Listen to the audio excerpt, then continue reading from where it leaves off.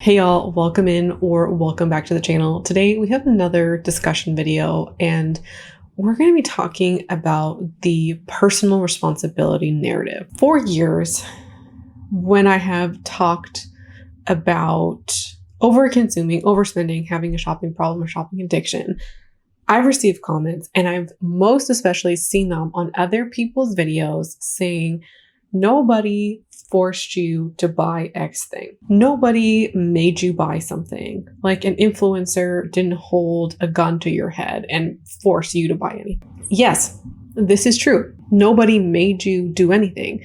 But I think that this is ultimately a oversimplification of a really big problem. And we're going to talk about it today.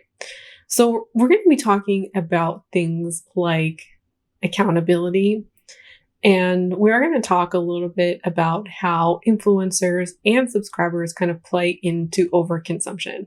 I am still gathering my thoughts on this subject, but I've just been really thinking about it the past couple of weeks. Also, I feel like as viewers, at least I hope, it's the intention of having more of a call to action to hear how you feel about these kinds of topics too. If you have been in the space, you've probably seen these comments or perhaps somebody has given them to you.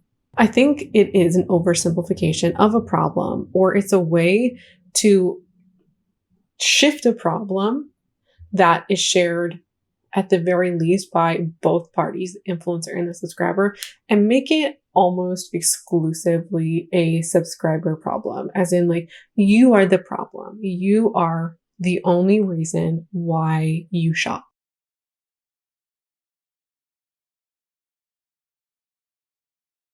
Yes, an individual obviously plays a role in how they shop. However, though, or I guess more like however they have come down to having the habits that they have or you have, let's pretend for a second it wasn't your fault or you have been heavily influenced. It is ultimately your responsibility to take ownership of those choices. And I think that, one, that's difficult. But number two, I think when people have realized they have a shopping problem, what happens is more guilt, opposed to people deflecting the problem and being like, it's everybody else's problem but mine. I think what happens more often are people who are feeling like it's all their fault and they feel so much guilt resting on their shoulders for being in this mess, having debt, having consumer debt. Having a house full of stuff and feeling overwhelmed, buying so much stuff they don't know what to do with it, like having to declutter stuff, feeling like you wasted money and you feel like I'm stupid, or like I'm stupid, or just feeling guilty about all the time, money, and energy that you've wasted buying stuff and just feeling so guilty about it. You are indeed allowed to feel how you feel. And if this is how you're feeling, I really do hope that you can have some compassion for yourself and give yourself some time to explore how you're feeling and why you're feeling that way. And I do think that there is an element of perhaps empowerment of being the person to say, like, I'm going to fix it, or taking ownership over what has happened and deciding to fix it, deciding that's in your hands. I think that can be empowering. But it is not entirely your fault for being influenced. And there are many factors at play, both socially and societally, as well as with the content that is being watched. Hey, Editing Sean here. I wanted to say now, because I didn't talk about it in this segment, that I believe it's important to consider all the factors that contribute to how you got into your shopping habits. Investigating all of the contributing factors is important so you can understand how you've been influenced and what contributes to the choices that you've made. You can decide to take personal responsibility all you want and say, yes, it's in my hands, and you can feel super empowered. But unless you investigate all of the facets, it's my opinion, that it's going to be increasingly difficult to change how you shop. So we're not just looking to blame influencers because it's fun. I'm considering or asking you to consider what else might be contributing to how I shop. Okay, back to the video. And in terms of like actual elements that you have control over, you do have control over the content that you watch and consume to a large extent. That is part of the problem, that there is so much content online that is all about shopping and all about trying new stuff. There are so many videos, Amazon must-have videos, TikTok videos, try-on videos, haul videos, people trying on clothes, going to fitting rooms, or showing their everyday life. There's still so much influencing that is happening. It can sometimes feel like no matter where you look, there's somebody selling you something. Even you go to find educational content on wardrobes, as an example, somebody's selling you something. It's a bit like, I don't know, like shoving somebody outside in a torrential downpour and then being like, why are you getting wet? Or like maybe giving them like a little mini umbrella that's like halfway across the field. Like, yeah, you can get the umbrella eventually, but you're still going to get wet. Like you can't avoid the rain. Like you go on social media platforms and it kind of feels like influencing is unavoidable. Like it's just everywhere. And there's so much interest in being an influencer, and there's so much influencer content that it can be overwhelming. And then also, I think people who just want to point the finger, it's the individual's fault, really fail to see the societal and social implications that go along with why people shop the way that they do. It would be an oversimplification to just be like capitalism is the problem, because also saying that like doesn't really help anybody. We have in North America, we have a value of material goods, and we also have glamorized overconsumption. Not just glamorized, but we have aestheticized overconsumption, and we've like put it on a pedestal as like the ultimate goals, the ultimate thing to achieve and strive for. And that becomes also the case when you have that on reality TV, when you have that on social media, just like everywhere willy-nilly, you have influencers. They are glamorizing and aestheticizing overconsumption. And with that, wealth. The wealthier you are, the more you're able to overconsume. And this becomes idealized, and it becomes something that people strive for and want for in their life. It is venerated in our culture and in our society. We have people who strive for BMWs and Mercedes. Like this is the symbol of wealth and status, therefore they want to buy it. And I think that before social media, there was an element of this, and we had this in the veneration of celebrities, and you had magazines or, TV like interviews or shows that were like get the look or recommending products to us. Social media has fundamentally changed this relationship and have taken this to a whole other level by having close personal contact with influencers. And we get looks into their lives more often and more intimately than ever before. And we have more examples of influencers and wealth than ever before. We have more examples of the veneration of stuff and consumer culture and the aestheticization of it all than ever before. And so there's a bit of a collective valuizing, is that a word? A collective acceptance or normalization of wealth and overconsumption as normal, desirable, and aspirational. And so when you have this value as a society, and then members of this society attempt to achieve it, and then we shame them for that attempt, it's a bit like, what? Like there are entire industries, not industries, there is an industry, it's marketing. But also there's like influencer marketing, even more specifically, that are crafted. They're designed to get people to buy stuff. You have brands who will study elements of packaging and consumer behavior. Maybe not necessarily those two things together. And they'll optimize campaigns to get the best results. They'll optimize everything a part of a campaign.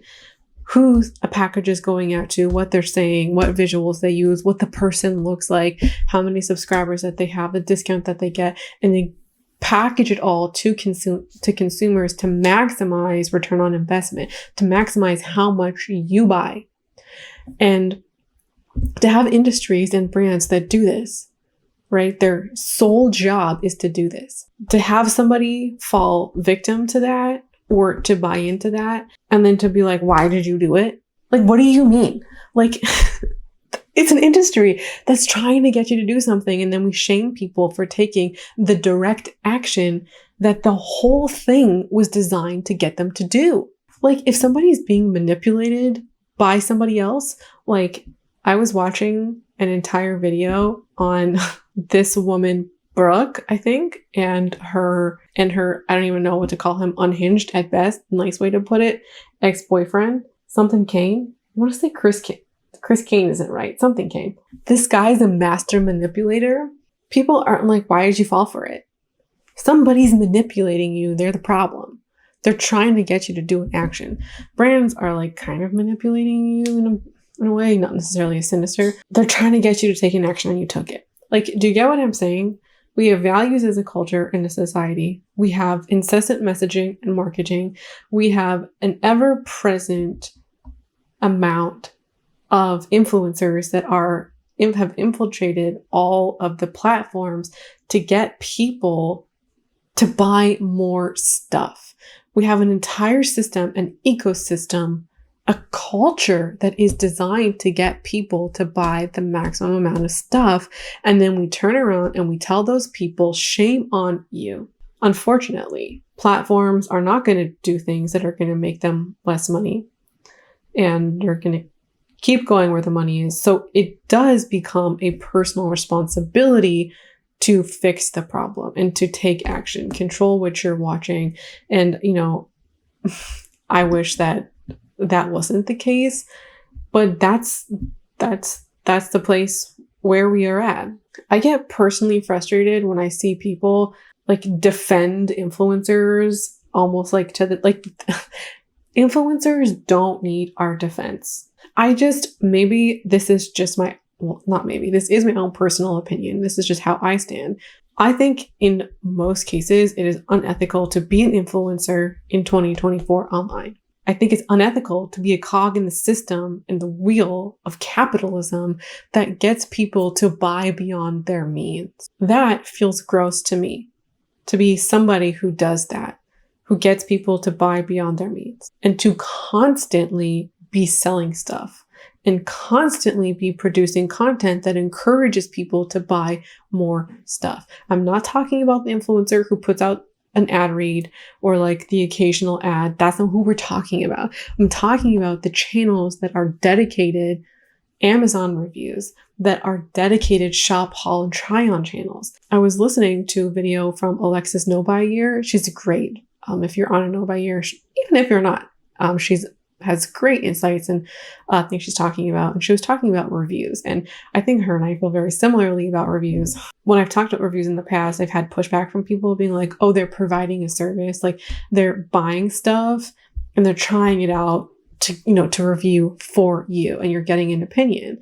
But as she had said, and I totally agree with, it's such a different relationship to products than an average person who's making, I don't know, $60,000 a year, $100,000 a year, somewhere in between, who buys the thing to serve a purpose. They buy it with their money. They're only buying one. Like maybe they had their last vacuum. I'm talking vacuums now. I was thinking vacuums in my head at least. They had a vacuum for 5 years and it broke and they needed to vacuum their hardwood or whatever, or maybe their carpet. I don't know. They're going to have a very different relationship to trying vacuums than the person who got 5 vacuums in PR. Or the person who makes $350,000 a year. They're going to have such a different relationship to stuff than you. It's also like not really a service when you're getting stuff in PR, when like you're trying stuff for free, or you're trying stuff when you make a commission off of it. Like if you're buying stuff on Amazon and you get a tax write-off for buying the vacuum, then you also get money for selling somebody the affiliate link to the vacuum. Like, it's just a fundamentally different relationship than somebody who like bought a vacuum, makes $80,000 a year, wants to own it for 5 years. Like, the intention in which you buy it and try it is different than the influencer. It's not really this like innocent service that people portray it to be.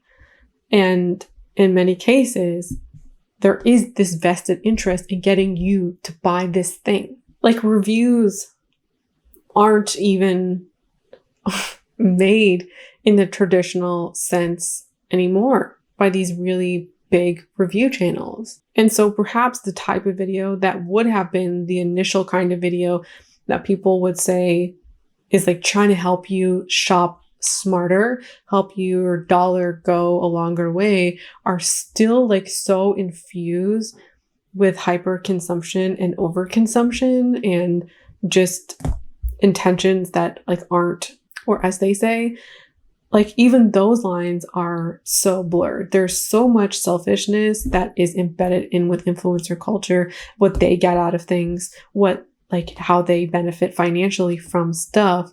And like, to me, when people say like, oh, there's no shame in making money online, I agree with that as a principle, but it becomes a problem when that person is profiting off of you buying more than you can afford. There is a problem in that. There is a problem in how they are influencing you.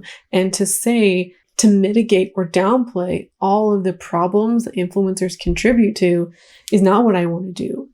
And it's not a benign job. It's not somebody just buying pretty things or showcasing pretty things. It's actively participating and encouraging overconsumption that then directly influences the viewer. And it is also gross to me to put all of the impetus or ownership, onto the viewer when these people are literally called influencers. Their job is to influence you, and then it's no longer their job or their responsibility once they do. No, ma'am. And if I just said, oh, influencers are the problem, then I think it could prevent people from taking actions to change things. Or even I think there could be an element of like helplessness, is like there's nothing you can do. You're just like a product of circumstance, which can be disempowering. So I don't want to have that either. I mention this because I want to stop blaming people for choices that are so multifaceted. There's so many points of contact. We think about dopamine as an example. A lot of people shop. Maybe you're an impulse shopper. Maybe you're a boredom shopper. And one of the things that plays heavily into both of those things can be dopamine, riding that dopamine wave. And if you're somebody who's never really interrogated dopamine before, or its place in your own like shopping life, it can go a long way to start thinking about it and to interrogate that. So I think investigating dopamine in the role of how you shop is great. Investigating your own shopping habits and thinking about things like your emotions and how they contribute to you shopping is absolutely another thing that we can do in terms of like personal responsibility aspects. Mitigating the channels that you watch, managing the channels that you watch. I bet you if you stop watching influencers for 2 weeks, you would start feeling differently about things. I would love for you to stop watching influencer content and then come for 2 weeks and then come back and tell me what happens. Tell me how you feel.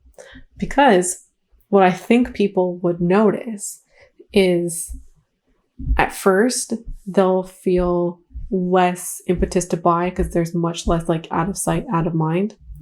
But then I think what's going to happen for a lot of people is the itch to shop. And that is what you want to investigate. And more of this kind of relationship between subscriber and influencer is this: you're talking to people who are just like you, who think very similarly to you. And I think that what separates a lot of the audience from the influencer is the job. I know that might sound stupid to say, but I think a lot of the audience, like, they are ultimately consuming in the exact same way as the influencer. The influencer just gets paid to do that exact same thing. And so I do also think it is hypocritical of influencers to say like, oh, you need to take responsibility when those two people are like, they want the same things and they're doing the same things. And the only kind of thing that differentiates is somebody got lucky. Like somebody was able to get this as a job. Speaking of jobs, we're kind of maybe getting off a little bit more from the initial topic, but I think it's kind of in the realm of interesting to think about. So we're going to talk about it. A lot of my audience are millennials. I've actually noticed though, tangent on tangent, that my millennial audience, or like the 24 to 35 age group, represented about 60% of my audience, 55 to 60%, and now they represent about 40. And the 18 to 24 and the 13 to 17 group has increased, or those are two groups, they both have increased. Previous to about 2 months ago, I actually had, there wasn't enough data to give me any metrics on the 13 to 17 age group, but the 18 to 24 has like doubled. It was at roughly 15% and now it's about 30%, give or take a little bit. So I have a lot more younger people here. And if you are a Gen Z or Gen Alpha, I don't know if Gen Alpha would be watching this video, but if you are younger than a millennial, I would like to hear your opinion on this. For millennials, we were usually around adult age by the time like influencers became a thing. And so that could have and did influence people who were already adults, who were already in their late teens at the youngest into their 20s. But you have Gen Z and Gen Alpha, people who grew up from like the age of like 5 or 6 maybe, or having their youngest memories, including influencers, to grow up and aspire to be influencers. Our generation didn't have that. We had the celebrities to look up to, but as I was previously mentioning, that celebrity culture, internet culture, or I guess pre-internet culture, celebrity culture, TV and things like that, magazines, didn't influence or infiltrate our lives as much as influencers have done with the turn of social media. And so the veneration of the influencer as a job is a relatively new phenomenon, and people have grown up desiring to be influencers, to see that as a lucrative career. And that's kind of like a first of its kind over the past maybe 5 years, 7 years. And so we are continuously kind of creating a cycle of people who want to be influencers, want to consume like influencers, and so they do, and want to become influencers, and so they do. And so you kind of have this cog in the machine that just keeps going and going and going.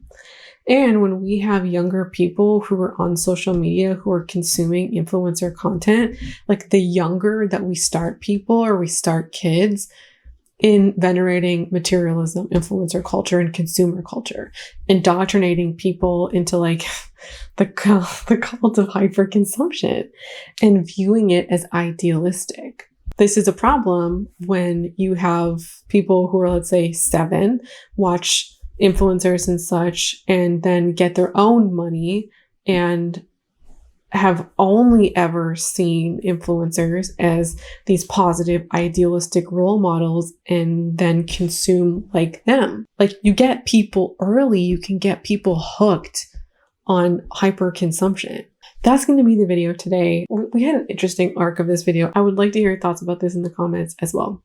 So thanks so much for watching and hanging out with me today, and I hope to see you again around here soon. Bye.